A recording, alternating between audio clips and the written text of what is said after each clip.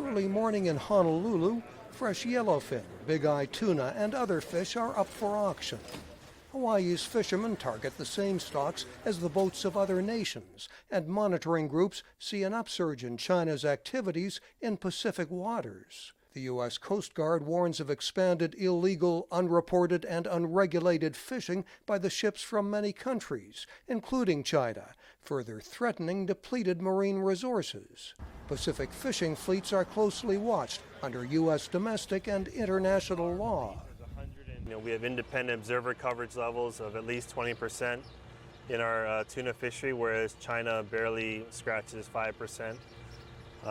And we have a whole suite of environmental laws and statutes and regulations. Satellite imagery suggests a Chinese fleet is approaching Ecuador, bordering its exclusive economic zone, threatening sensitive sea life near the Galapagos Islands. Critics say Chinese ships often break the rules, encroaching on South Korean waters. Plus, Chinese vessels have been found to fish off the coast of North Korea, operating in a gray zone, says an analyst at a Hawaii center funded by the U.S. Department of Defense, who stresses that his opinions are his own.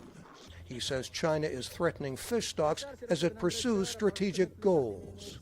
They have huge factory ships with whole flotillas of actual fishing vessels around them. And so they can move into an area and fish intensively and process a huge amount of fish in their big sort of mothership before leaving. China has the largest fishing fleet in the world and is the world's biggest consumer of seafood. Its distant water fleet is huge, and China says it will cap it at 3,000 vessels. The U.S. Coast Guard says another 3,000 paramilitary ships back up the Chinese fleet. One estimate puts its fleet size much higher when Chinese ships that fly the flags of other nations are included.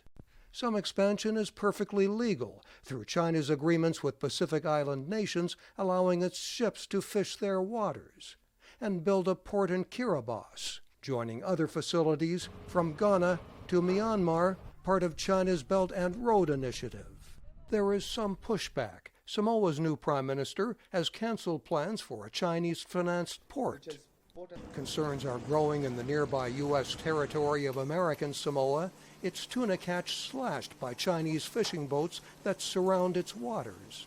And you have one player that doesn't seem to have any controls on the expansion of its fishing fleet and of its capacity to extract these renewable resources. It's of great concern to us. Fisheries in many parts of the world are threatened, but experts in Hawaii say local tuna stocks have not been overfished. One guideline will keep it that way.